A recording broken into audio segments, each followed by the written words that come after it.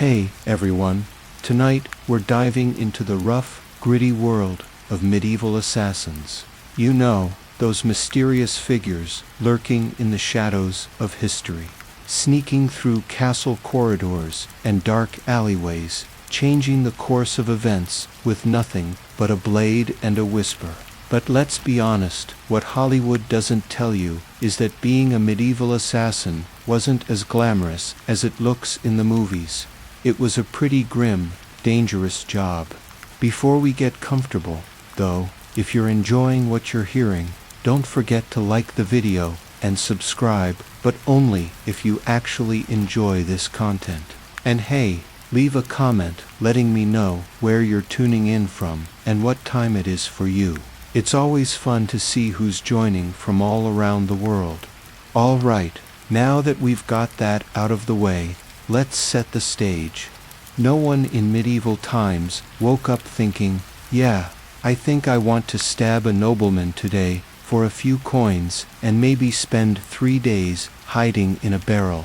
No, becoming an assassin wasn't a career choice. It was more like the last stop on the life went terribly wrong train.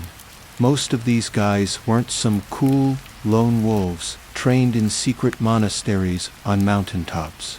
They were usually desperate peasants, disgraced soldiers, ex-thieves with decent aim, or people so far off the grid that they could take a life and still not get caught in the census.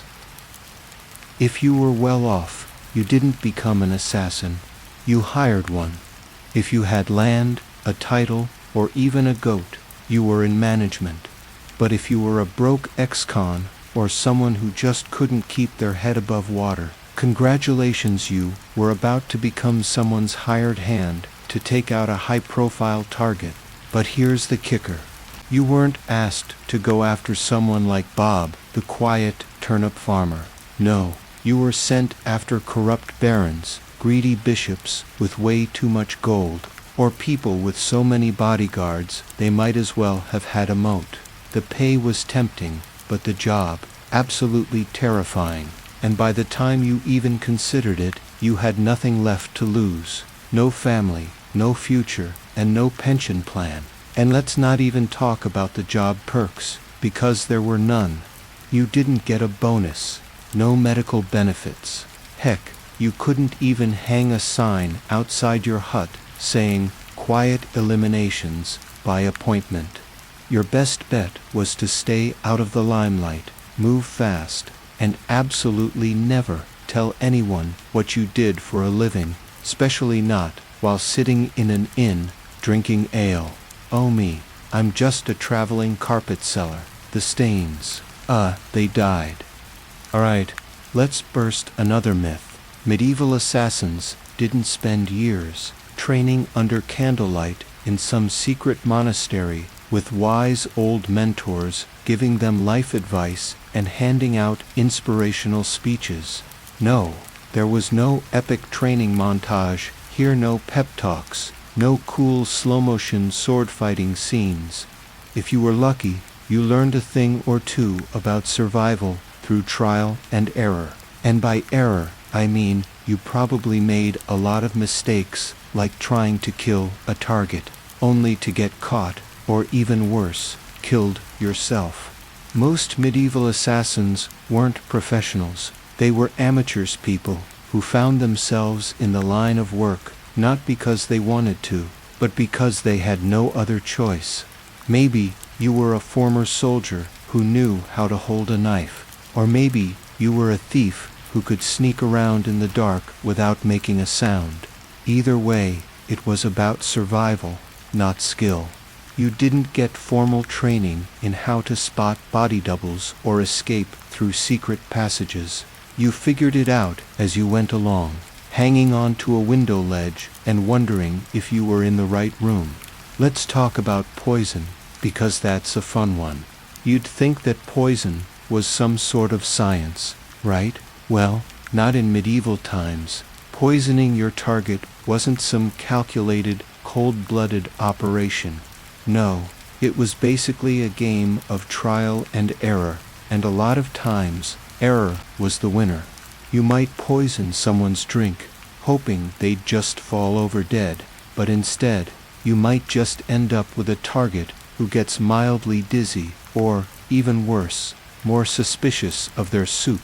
And if you accidentally poisoned yourself instead, well, let's just say there wasn't a medieval poison control hotline to call for advice.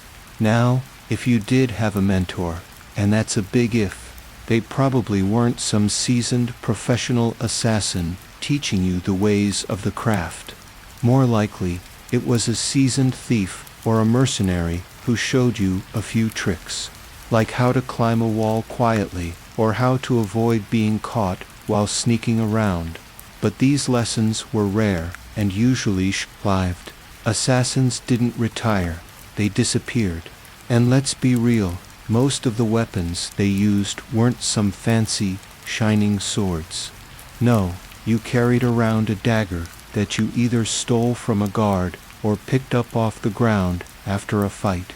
If you were feeling fancy, maybe you had a garrote, but that was about it.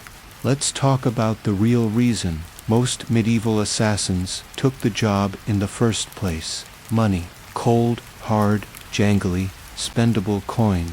That's what drew most of them into the game. But here's the reality check. The pay was rarely what they were promised, and often it wasn't even worth it. When someone hires an assassin, it's not like they're looking for a long-term relationship. They're looking for a quick, one-time job, a simple task with no witnesses and, ideally, no one knowing about it except for you and them. They'd hand you a pouch of silver half now, and half when the job is done. If they were feeling generous, that is. But here's the catch: when the job is done means after we make sure you didn't mess it up, or leave any evidence, or survive long enough to spill the beans. So, you sneak through shadows, risk your life, maybe kill a baron in his sleep, because that's always a fun way to make a living.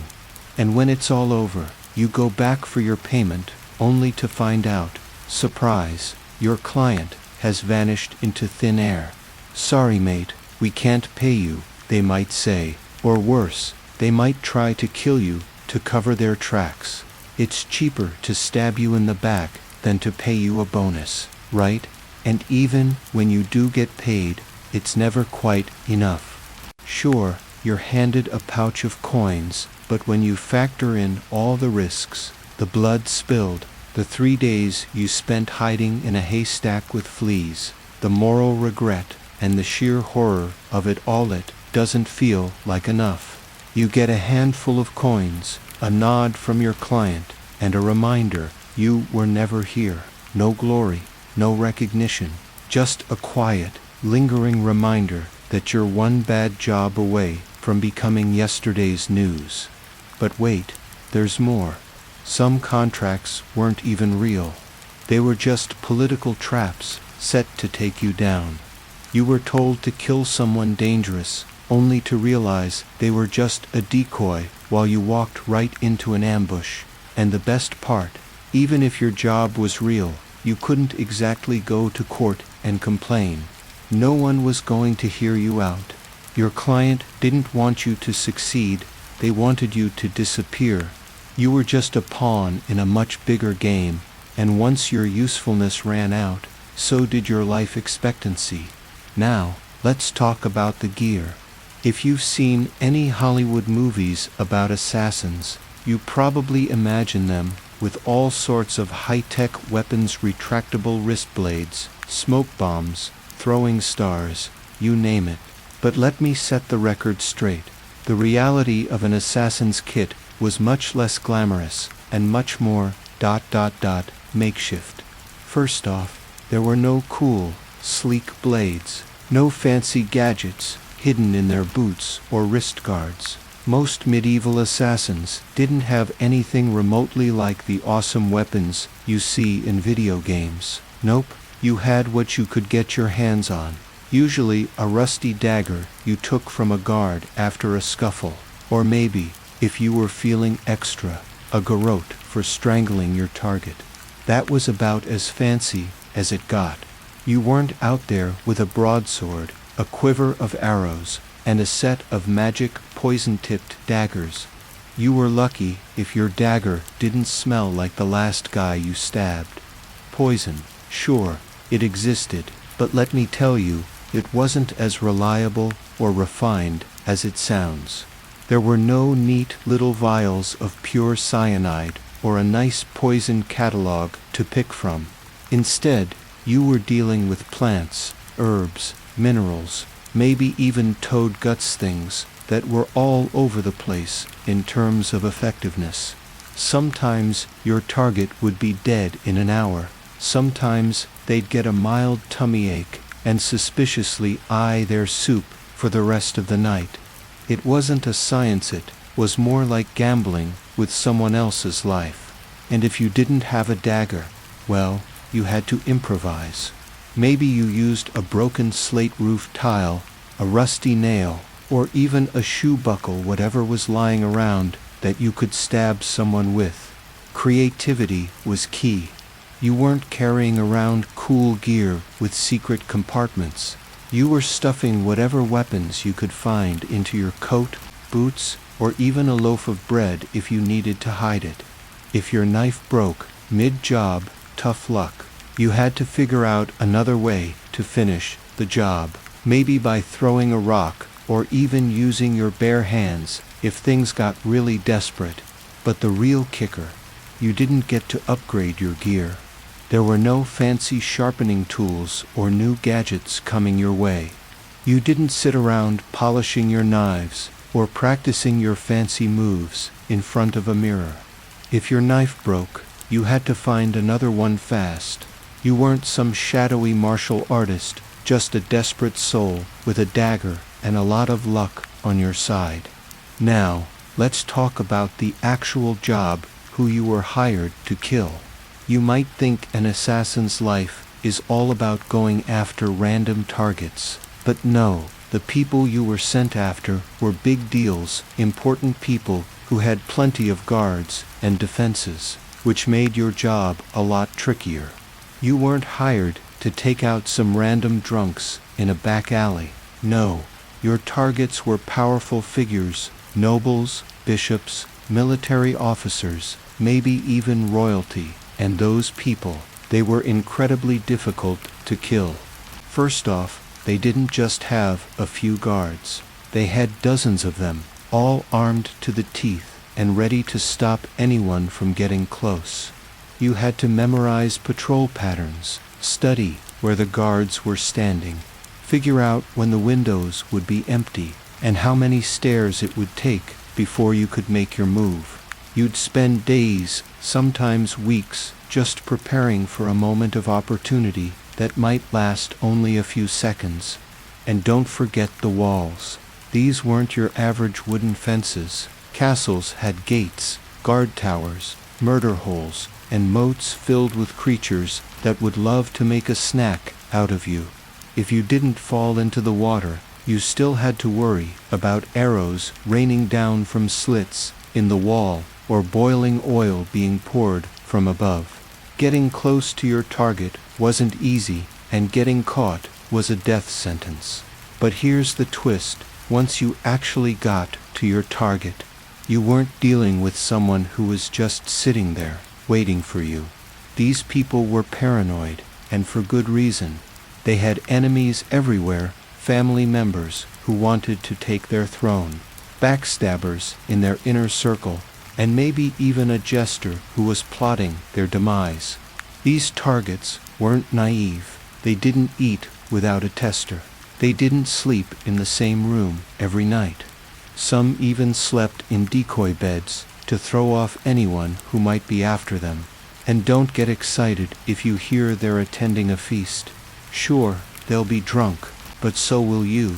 And even if your target is stumbling around, trying to enjoy their evening, you still have to get past the guards, the dogs, and the 50 witnesses who are all keeping an eye on things. Getting close to them might take weeks, maybe even months, and when the moment finally comes, you have one shot, just one perfect, silent, bloodless strike. If you mess up, well, you're not just an assassin anymore. You're the problem. Let's be real for a second. When you picture a medieval assassin, you probably think of someone in sleek black robes, a hood that billows in the moonlight, maybe a mysterious mask covering their face. But here's the truth. Most assassins in medieval times didn't look like that at all. They weren't some shadowy, highly trained ninja sneaking around in style. No, most of the time they looked like dirty peasants, sick goat herders, or a monk who had seen better days. Disguises were part of the gig, but they weren't anything to write home about. There was no fancy, custom-tailored cloak with hidden compartments for weapons. You wore whatever you could find, ragged peasant clothes, a monk's robe that was way too big for you, or maybe the tattered remains of a guard's uniform, one that still smelled like the previous owner. The idea was to blend in, to not stand out from the crowd, and to do that, you had to look like everyone else who hadn't bathed in a few weeks, limped from old injuries, and probably had a nervous twitch from malnutrition. And let's be clear, your disguise wasn't exactly foolproof. You didn't wear a cool mask like in the movies. You were more likely to wear something that made you look like a leper. Sure, you could avoid conversation, but you'd also get kicked out of most high-class places. If anyone asked you who you were, you had to think on your feet. Oh, me, I'm Brother Tobias. I'm just here to do some rooftop maintenance. The idea was to stay low, blend in, and never, ever draw attention to yourself. But even then, you still had a giant target on your back, because no matter how well you dressed, people could tell when you weren't supposed to be there. And let's talk about what would happen if you did get caught in a lie. If you were caught pretending to be someone you weren't, there was no nice, polite conversation. People noticed when things were off. You were caught, and if someone got suspicious of you, even just one person, everything you were trying to do would crumble. The last thing you wanted was to be recognized by someone in the market or at a tavern. One wrong look, one person remembering you from the day you arrived, and your whole job would be blown.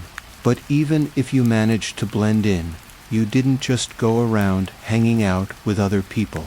There was no buddy system for assassins. You didn't have a trusted sidekick or a network of helpful allies. No one could know you existed. The fewer people who knew your face, the longer you'd survive. You didn't share meals with fellow criminals, and you didn't trade war stories with other thieves. You were the guy who made people disappear, and that made you a walking liability. Even fellow criminals knew better than to get too close. They feared you, or worse, saw you as a risk, and that meant you were isolated. The nature of the job didn't allow for friends or family. You couldn't have someone who knew you for too long. If you did, there was always the risk that one day they'd recognize you or they'd talk. You couldn't afford that. Your entire existence was built on silence, on staying hidden, and on not letting anyone know who you really were. You sat in the darkest corner of every inn, facing the door, scanning the room. You didn't drink too much, and you never stayed in one place for more than a night. If you had to give your name, it wasn't your real one. It was just another layer of your disguise, another false identity that would die with you. But despite all that, even the best disguises weren't enough to keep you safe forever. Eventually, someone would notice. Someone would recognize you for who you really were, or worse, someone would remember you from a job gone wrong. And when that happened, you were done. That's why assassins had no lasting friendships. They didn't get to live normal lives. The life of an assassin was one of solitude, always watching over your shoulder and never truly able to trust anyone. Now, let's dig into the core of an assassin's job, the client. The reason you're risking your life, the reason you're sneaking around in the shadows. stabbing important people in the back. It all comes down to your employer. You might think that when someone hires an assassin, they're looking for someone reliable, someone professional, someone who gets the job done. But here's the hard truth. They don't care about you. They only care about getting what they want, and once the job's done, you're disposable. Let's break it down. When someone hires you to kill someone, they don't want a long-term business relationship. No, they want the job done quickly, quietly, and with as little fuss as possible. They don't want to know how you do it, or how you manage to get past guards, or slip into a room unnoticed. They just want results. You, the assassin, are nothing but a tool for them to use, and once the job is finished, you're just as easily discarded. Here's the real kicker: payment. Oh, they'll offer you money, sure, but getting paid is never guaranteed. In fact, it's probably one of the riskiest parts of the job. You may be promised a hefty sum, half up front, half once the job is done. But here's the problem. Once the job is done is code for, we need to make sure you didn't mess it up or leave any trace that could link back to us.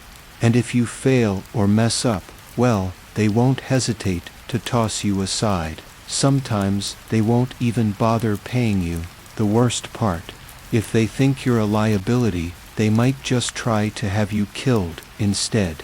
Why pay an assassin when you can silence them for good? Even if you do get paid, it's rarely enough to justify the risks. Sure, you might walk away with a pouch of silver, but when you think about the danger you put yourself in, the days spent hiding in haystacks or sleeping in filthy inns, the blood on your hands, it starts to feel like a raw deal. The money isn't worth the cost, and let's not forget the moral toll it takes. Even if you're doing it for the pay, even if you tell yourself you're just a worker doing a job, you can't help but feel the weight of every life you take. But at the end of the day, it's about survival. It's about doing whatever it takes to get by. But the betrayals don't stop there. Oh no.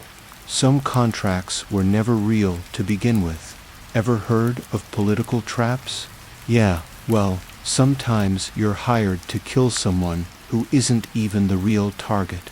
You get close, ready to take out your mark, and suddenly you find yourself in the middle of a setup, a decoy, a trap meant to catch you, and when that happens, you realize just how disposable you are.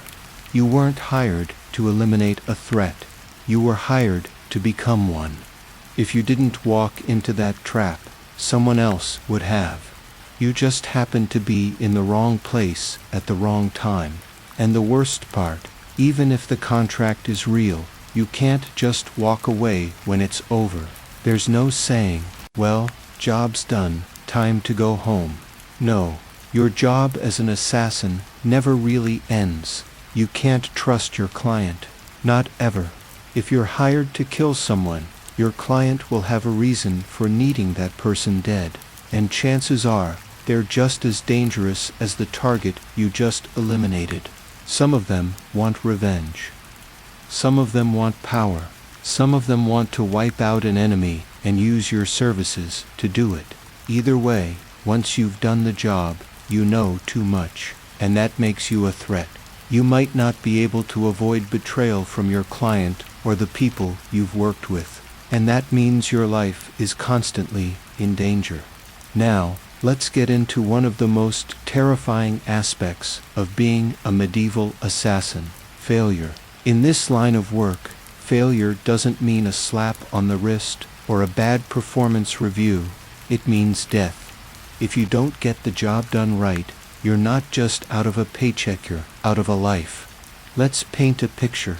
You've spent weeks or even months preparing for this one shot. You've studied your target, memorized the guard rotations, figured out all the secret exits, and come up with the perfect plan. You've done everything right. You know when to strike, where to go, and how to get in and out without anyone seeing you. But then, the moment you've been waiting for arrives. The target's there, and you're ready. You make your move, but then something goes wrong. Maybe the target turns around unexpectedly.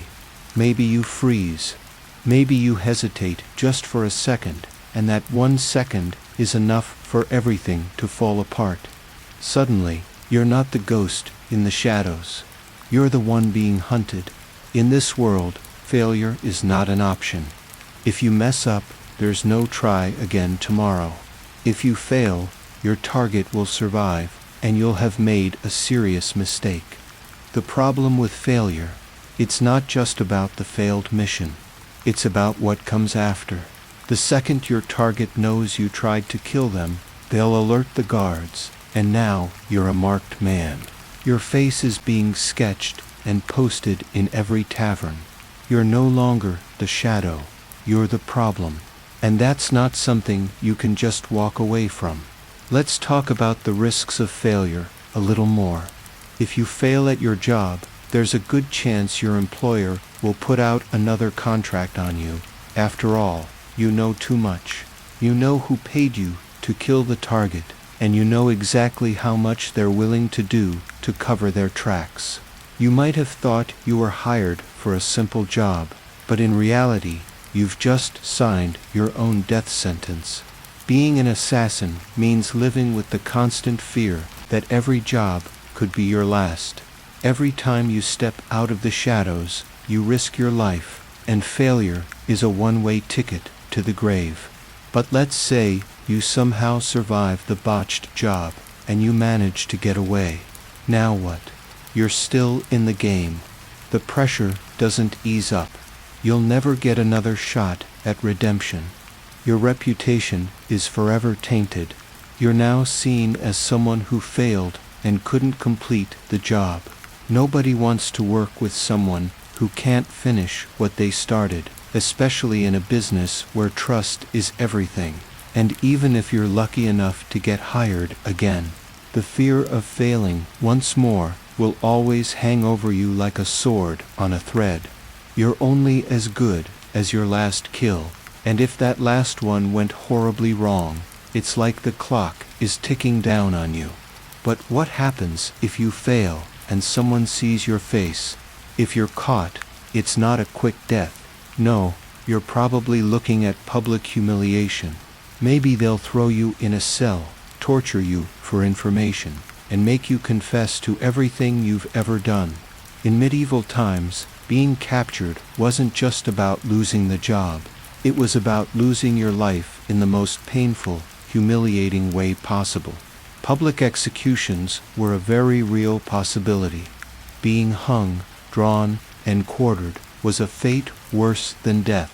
And that's if you were lucky.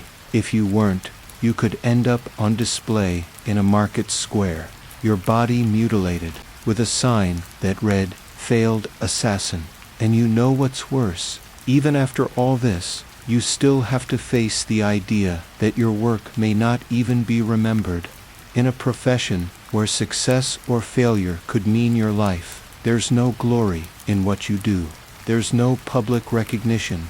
You don't get a statue, a plaque, or a place in history. If you succeed, great, but you're still a shadow, a footnote in someone else's story.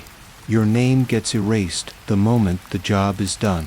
If you fail, the whole world knows who you are, but it doesn't matter because the end is the same.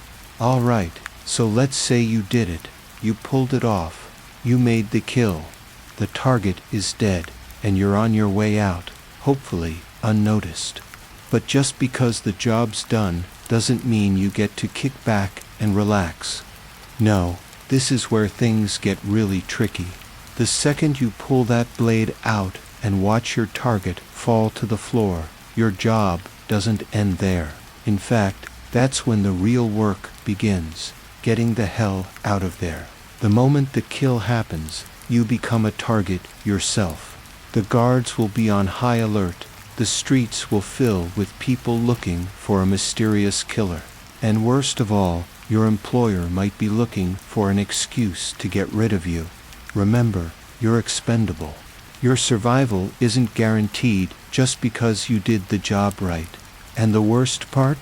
The payout you were promised, yeah, that might not come. There's a good chance your employer will disappear, ghosting you completely.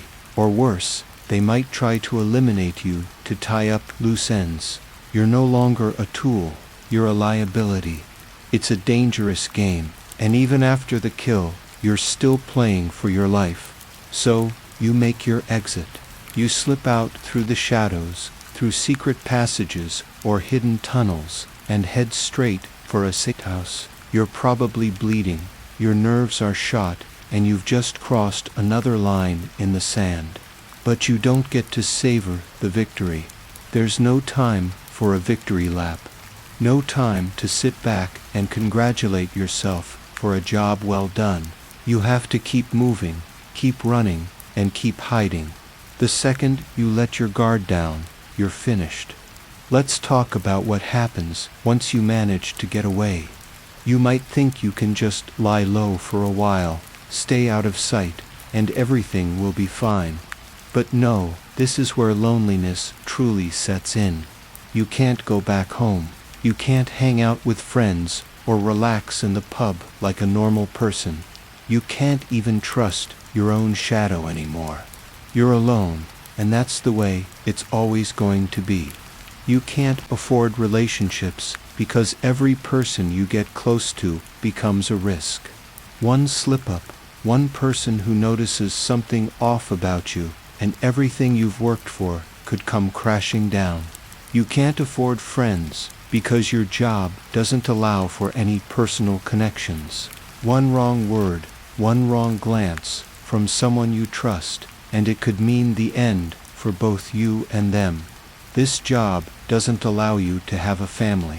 You can't have a significant other who wonders why you disappear for days at a time, why you always carry a dagger, or why your hands are stained with blood.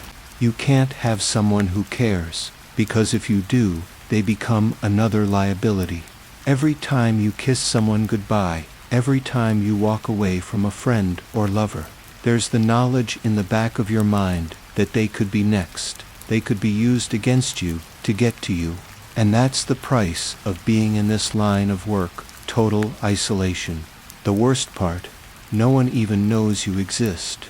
No one is going to remember your name, and you're never going to get a statue or a plaque in some grand hall. If you're lucky, you'll fade into the background, and no one will notice you until the next job comes up, and you're pulled back into the shadows. You're a ghost, and you're only as good as the job you just completed. One mistake, one failure, and that's it. You become just another forgotten name in history, never to be remembered or mourned. You might have taken down a tyrant, eliminated a political rival, or stopped a war, but in the end, you're still a nobody, just a footnote in someone else's story. And even if you do manage to survive, the haunting doesn't stop. You'll never be able to escape the things you've done. The faces of your victims, the memories of those who trusted you enough to hire you, will follow you forever.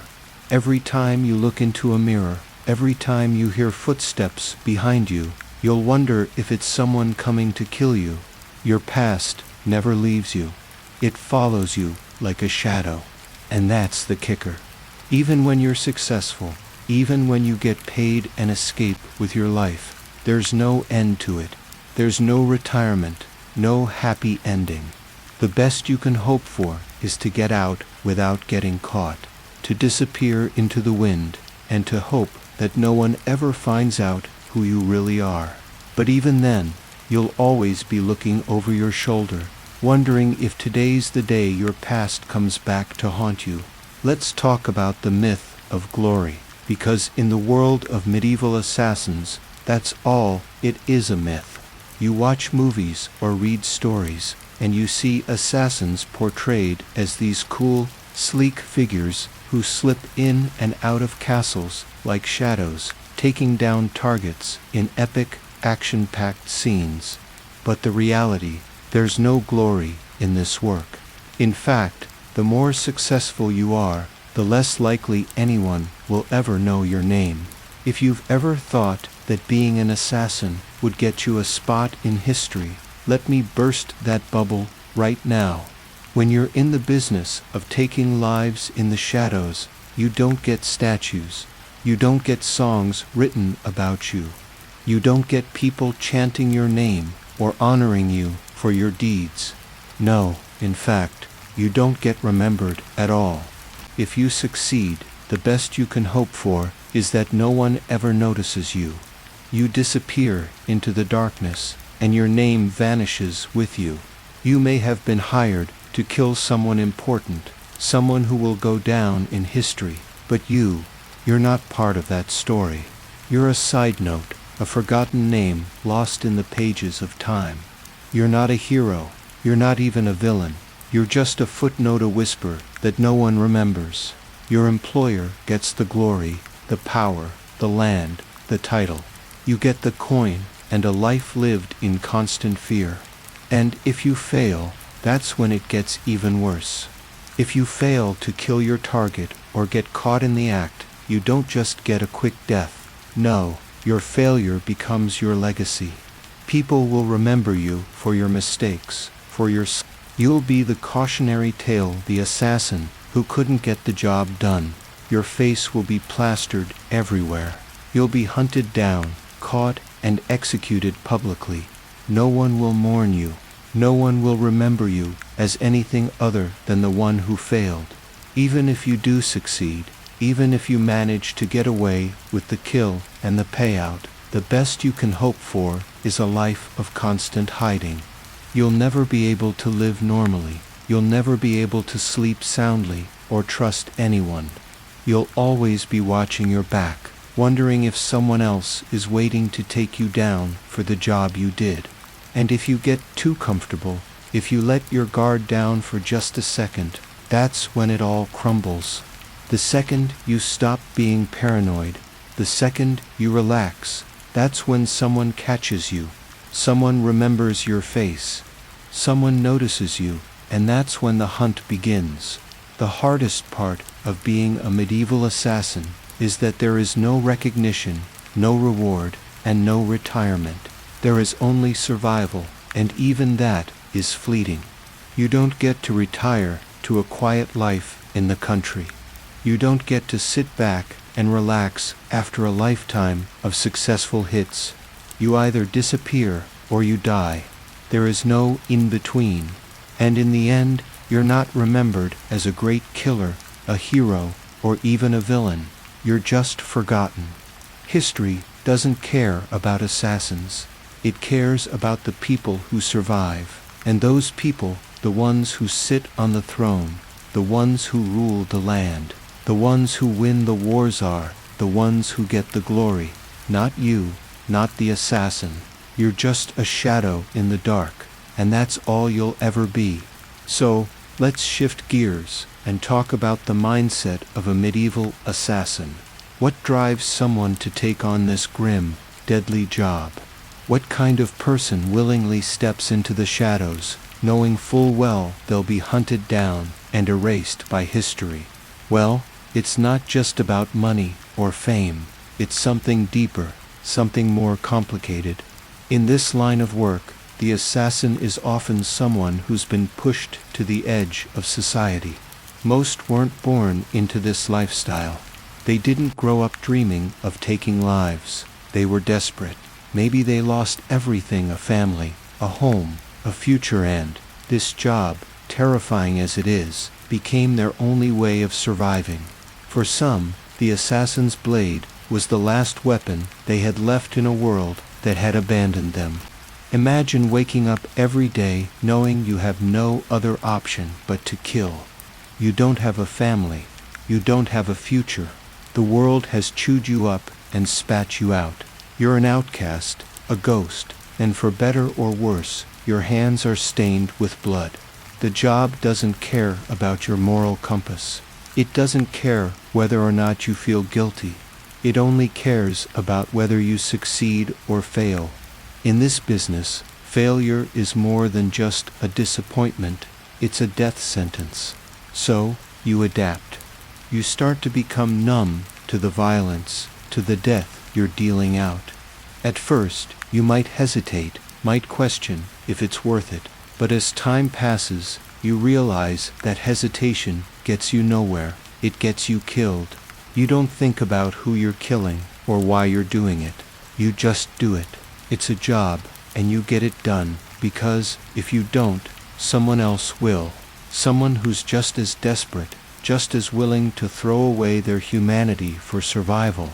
You don't get to be picky. You don't get to decide who lives or dies. That's not your job. Your job is to follow orders. You're a tool, nothing more. And the moment you start thinking for yourself, the moment you start questioning your role, you make yourself a liability. And in this line of work, a liability isn't allowed to live long. But it's not just about survival. It's about proving yourself. Every kill is another step in a twisted game where you're the pawn. You have to prove that you can be invisible, that you can complete the job without a trace, without getting caught. Every successful mission boosts your confidence, but deep down, you know that it's a temporary victory. You'll never be able to celebrate. There's no time for joy. There's only the next job, the next target, the next escape. The hardest part, it's the isolation. The assassin is, by nature, alone. It's not like in movies, where there's a team of skilled assassins, all working together like a well-oiled machine. No, in reality, the assassin works alone. There's no camaraderie. There's no backup. There's only you and the mission. You can't talk to anyone about what you're doing. You can't share your burdens or your fears. You can't even trust the people you work for. At the end of the day, you're alone with your thoughts, with the weight of the lives you've taken, with the constant fear that one day you'll be the one on the receiving end of a blade. And even though you've gotten used to the violence, even though you've become numb to it, it doesn't mean it doesn't take its toll. Eventually, the weight catches up with you. The guilt, the loneliness, the fear it starts to eat away at you. You start to wonder if it was all worth it. And that's when the cracks start to show. Because deep down, you know that there's no escape. The moment you step into this world, you're committed. There's no getting out. You're in it for life. And that life, it's not a life you can ever truly live. All right, so now let's get into the emotional side of being an assassin. It's easy to think of them as cold-blooded killers, monsters who just go around taking lives without a second thought. But here's the thing, in reality, there's an emotional toll that comes with this kind of work. And it's not something you can just shake off. First off, the guilt. It's easy to say that you're just doing your job, that it's not personal. But the truth is, once you start killing people, real people, with families, dreams, and lives of their own, it becomes impossible to not feel something. Sure, you might tell yourself that it's for survival, that it's a necessary evil. But at the end of the day, you're still taking someone's life. And no matter how numb you become to it, that never truly goes away. Every time you kill, a little piece of you dies too. You see, it's not just the physical act of killing that gets to you. It's the aftermath. The moments when you're alone, in the dark, with nothing but your thoughts. That's when it hits you. The faces of your victims, the people who never had a chance. You start to remember their faces, their voices, the way they looked when they realized they were about to die. And those memories don't fade. They haunt you, even in your sleep. And it's not just the guilt, there's the fear too. Fear that one day, someone will figure out what you've done. Fear that you're not as invisible as you think you are. Fear that someone will recognize you, maybe from a job you did years ago, and suddenly, your entire existence comes crashing down. You can never truly relax. Every time you step into a new town, every time you slip into a new disguise, there's that nagging feeling in the back of your mind. What if today's the day they find me? What if I slip up? It's a constant, gnawing fear that eats away at you, and it's never really gone. It's there, lurking, every minute of every day. But perhaps the hardest part is loneliness. Being an assassin means being isolated. You don't have friends. You can't trust anyone. You can't even have a normal relationship, because anyone you get close to becomes a target. They become a liability. You can't afford to have a family. You can't afford to have someone to go home to. There's no one to comfort you, no one to talk to, no one to share the weight of your actions with. And over time, that isolation takes its toll. You become more distant, more paranoid, more disconnected from the world around you. And here's the kicker: this life, it never really ends. Even when you manage to slip away from a job unscathed, there's no retirement for you. There's no happy ending. You can't walk away from this life. You can't simply pack it all in and go live in peace somewhere. No, you either die or disappear. That's the only choice you have. The moment you become an assassin, your past is gone. You're not allowed to have a future. Every day you survive is just one more day spent running from your past. And even when you've made it through 100 jobs, even when you've successfully killed the most dangerous of targets, there's always that feeling that one day it's all going to catch up with you. The guilt, the fear, the loneliness, it's all going to come crashing down. Because in the end, this life doesn't reward you. It doesn't give you glory or fame. It doesn't let you build anything meaningful. You're just a tool, a weapon used by others to get what they want. You get no recognition, no reward. You're just a shadow, and eventually, that shadow will catch up with you. By now, you've probably figured out that the life of an assassin isn't all that glamorous. It's filled with danger, paranoia, and a constant sense of unease. But there's one crucial part of the story that we haven't talked about yet: the moment.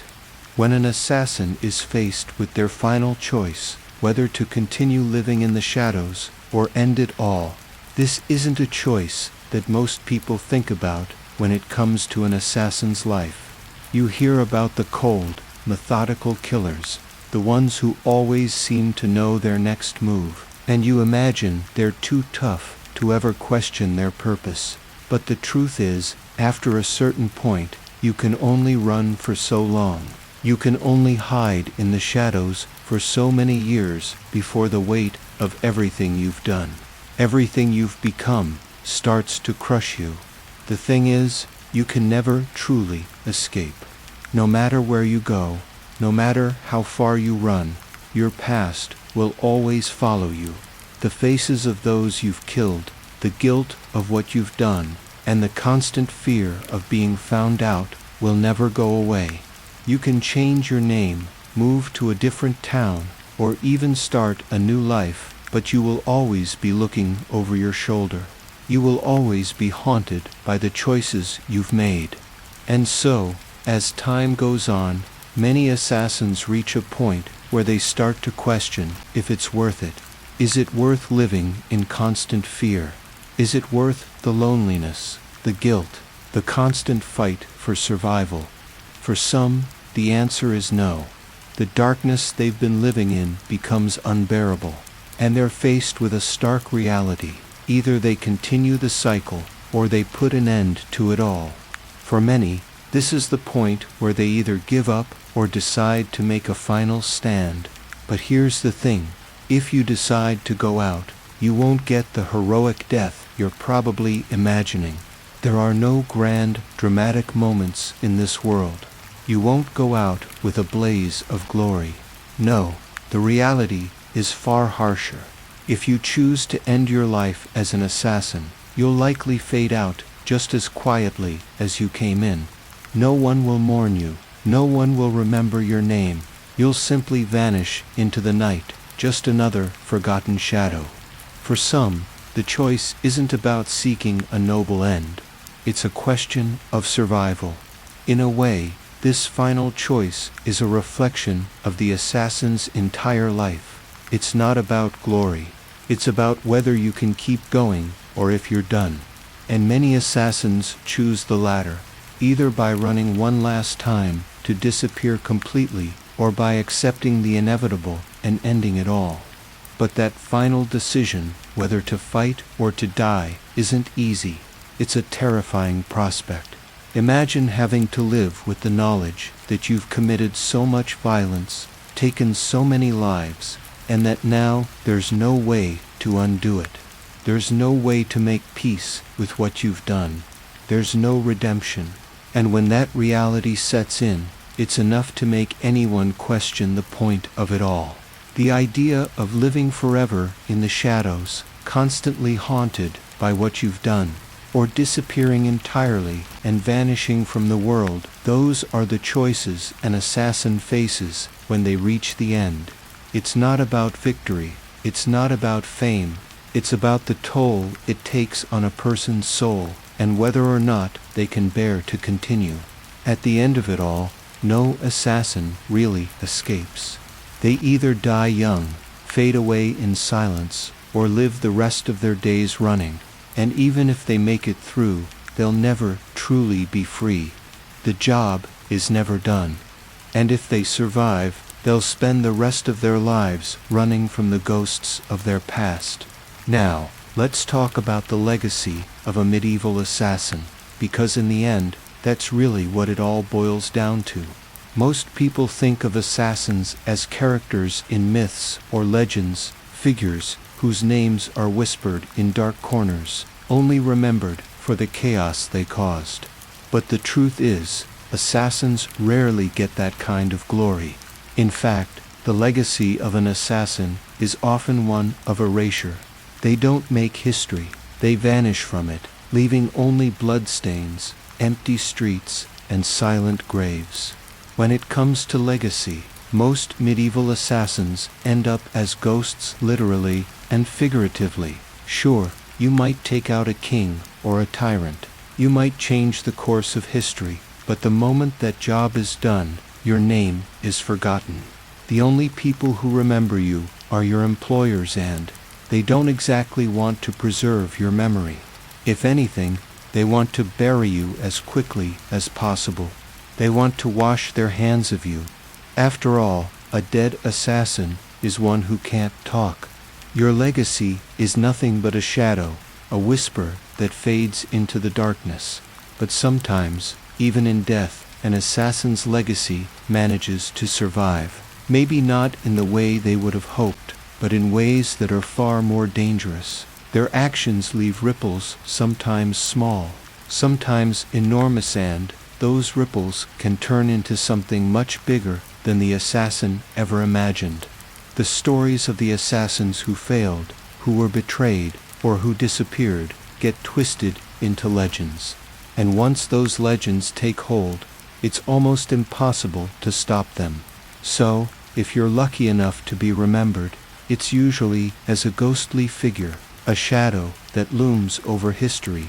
Maybe you're a footnote in the tale of a king's rise and fall.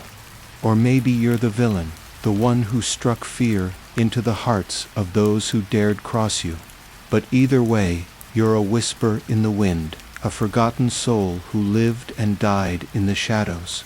History doesn't care about the assassins.